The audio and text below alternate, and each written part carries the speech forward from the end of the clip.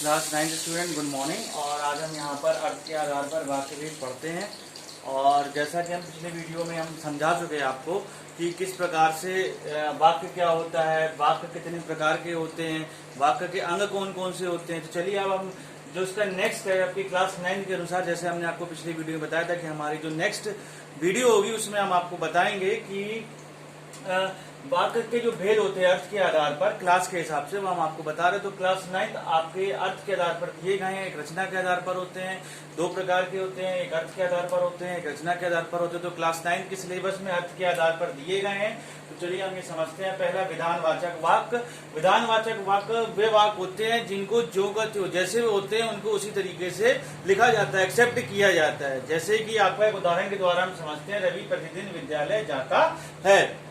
तो रवि जब प्रतिदिन विद्यालय जाता है, ये इसका एक उदाहरण है, नॉर्मल है। और सीता किताब पुस्तक पढ़ती है, रवि पुस्तक पढ़ता है, रमेश घर जाता है। तो इस तरीके से जो सेंटेंस होते हैं वो आपके जो सेंटेंस होते हैं वो आपके विधानवाचक वाक्य कहलाते हैं। नेक्स्ट है आपका, आप देख रहे हैं यहाँ पर निषेधवाचक वाक्य। निषेधवाचक वाक्य वे वाक्य होते हैं, नाम से स्पष्ट निषेध। निषेध का मतलब होता है नहीं, ना। इसकी पहचान ही होती है कि जो सेंटेंस होते हैं उसमें नहीं शब्द का प्रयोग किया जाता है, ना शब्द का प्रयोग किया जाता है। जैसे यहाँ पर एक एग्जाम्पल है, रवि प्रतिदिन विद्यालय नहीं जाता। इसी को देखिए हमने विधानवाचक से हमने निषेधवाचक वाक्य को बनाया, इसका रूपांतरण किया। इसी में हम आपको रूपांतरण भी समझाते चलेंगे कि किस प्रकार से रूपांतरण होता है। और यहाँ पर देखिए ये जो आपका निषेधवाचक वाक्य है, इसमें रवि प्रतिदिन विद्यालय नहीं जाता है। इसका जब हमने रूपांतरण किया, चेंज किया, रूपांतरण को इंग्लिश में चेंजमेंट कहते हैं, जब चेंज किया तो इसमें ये सेंटेंस बना रवि प्रतिदिन विद्यालय नहीं जाता है। तो रवि प्रतिदिन विद्यालय नहीं जाता है। तो ये आपका ये होगा निषेधवाचक वाक्य। नेक्स्ट है आपका प्रश्नवाचक वाक्य। प्रश्नवाचक जैसे नाम से स्पष्ट है कि प्रश्न पूछा जाएगा, क्वेश्चन में होगा क्यों, कैसे, कहाँ, कब, इस तरीके का जो प्रश्न होगा इसकी ये पहचान ही होती है कि ये तरीके का प्रश्न होता है। और इसमें जो भी आपका वो बनेगा उसमें आपका प्रश्नवाचक आपका सेंटेंस होगा। इसमें पहचान है कि जितने क्वेश्चन होंगे सब प्रश्नवाचक होंगे, प्रश्नवाचक चिन्ह लगे होंगे।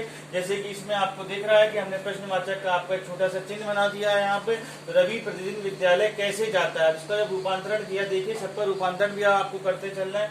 तो इसका उदाहरण है कि रवि प्रतिदिन विद्यालय कैसे जाता है। यहाँ पर एक क्वेश्चन किया गया है, कैसे जाता है, साइकिल से जाता है, बस से जाता है। नेक्स्ट है इसका आपका एक आज्ञावाचक वाक्य। चलिए इसको समझते हैं उदाहरण के रूप में। आज्ञावाचक वाक्य वे वाक्य होते हैं जिसमें आज्ञा दी जाती है या आज्ञा ली जाती है। तो जो बड़ा जन होता है वो क्या करता है, आज्ञा देता है, बड़ा है अधिकारी गण जो है, और जो दूसरा जो उसके अधीनस्थ होता है वो आज्ञा लेता है।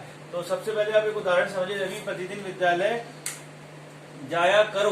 तो इसका ये एग्जाम्पल है, यहाँ पर एक आज्ञा दी जा रही है आज्ञावाचक सेंटेंस में, वाक्य में, कि एक आज्ञा वाचक एक उदाहरण है, पर रवि प्रतिदिन विद्यालय जाया करो। आप देखिए, आपने ये सेंटेंस के उदाहरण तो आप देख ही लीजिए, साथ साथ आप ये भी देखिए कि इसमें हमने किस प्रकार से आपका चेंज करते गए। पहले हमने आपका विधानवाचक वाक्य था जो नॉर्मली सेंटेंस होते हैं, जैसे जो बात जैसे है उसी प्रकार से स्वीकार करते की जाती है। दूसरा निषेधवाचक सेंटेंस जिसे कहते हैं वाक्य जिसमें उसका चेंजमेंट किया, रवि प्रतिदिन विद्यालय नहीं जाता है। उसी देखिए सेंटेंस को, वाक्य को हमने प्रश्नवाचक में रूपांतरण किया, रवि विद्यालय प्रतिदिन विद्यालय कैसे जाता है।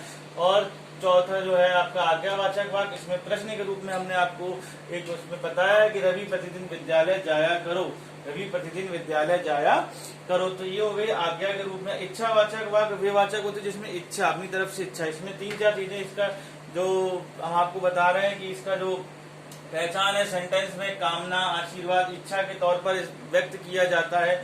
जैसे ईश्वर करे आपकी यात्रा मंगलमय हो, ठीक है, मेरी इच्छा है कि आप ये कार्य करें, तुम सदा जीवित रहो, मेरा आशीर्वाद तुम पर है। इस तरीके के आशीर्वाद तरीके के जो सेंटेंस होते हैं, इस तरीके के जो सेंटेंस जो दिए जाते हैं, ईश्वर करे आपकी यात्रा मंगलमय हो, तो ये सब जो इच्छा के जो हो, ये सब जो सेंटेंसेस हैं, ये सब वाक्य जो कहलाते हैं वो आपको कहलाते हैं इच्छावाचक वाक्य। नेक्स्ट है आपका विस्मय आदि वाक्य। विस्मय आदि वाक्य वे वाक्य होते हैं जिसमें कि आश्चर्य है, आपका शोक है, और आपका खुशी है, उत्साह, इस तरीके के सेंटेंस। जैसे वाह क्या बात है, वाह ये तो बहुत अच्छा फूल है, इस तरीके से। जैसे एक सेंटेंस, अरे ये सुंदर स्वेटर तुमने बुना, एक अरे ये सुंदर स्वेटर तुमने बुना, इस तरीके से क्या किया है, आश्चर्य के द्वारा पूछा जा रहा है, ओहो ऐसा क्यों हुआ, वाह क्या बात है, छी कितनी बदबू है यहाँ। तो इस तरीके से इंप्रेशंस के साथ जो सेंटेंस कहे जाते हैं उसमें और लिखे जाते हैं उसमें विस्मयादि वाक्य कहलाते हैं। वो नेक्स्ट है आपका संदेहवाचक। संदेह नाम से स्पष्ट है, जहाँ कुछ ना कुछ संदेह होता है वहाँ संदेहवाचक वाक्य होता है। जैसे कि इसमें हम आपको बता रहे शायद और संभवतः। शायद और संभवतः इसकी पहचान होती है। सेंटेंस में ज्यादातर शायद या संभवतः ही दिए जाते हैं। शायद आज पानी गिरे, शायद मैं वहां जाऊं, संभवतः इस साल अच्छी वर्षा हो। मतलब जहां पर इस तरीके का संदेह होता है, डाउट होता है, जैसे इंग्लिश में कहते हैं, उसको कहते हैं आपका संदेहवाचक वाक्य। और आखिरी सेंटेंस है 8 प्रकार के संकेतवाचक वाक्य। इसमें एक कंडीशन जुड़ी होती है, एक शर्त लगी होती है, और इसके सेंटेंस की शुरुआत ये होती है कि यहाँ इसमें यदि और अगर से शुरुआत हो रही, पहचान है इसकी, तो वो होता है आपका संकेत। जैसे एक उदाहरण के तौर पर, यदि बाढ़ ना आती तो फसलें नष्ट ना होती। तो इस तरीके के सेंटेंस, यदि मेरे लाइट आती होती तो मैं ये कार्य कर सकता होता, यदि पिताजी आते तो मैं उनके साथ बाजार जा सकता। जहाँ एक सेंटेंस के साथ दूसरे की क्या होती है, कंडीशन जुड़ी होती है। तो इस तरीके से आपने देखा कि वाक्य के भेद 8 प्रकार के होते हैं। हमने आपको 8 प्रकार के पूरे आपको स्पष्ट कर दिए। विधानवाचक, निषेधवाचक, प्रश्नवाचक, आज्ञावाचक, इच्छावाचक, विस्मयादि, संदेह, संकेत।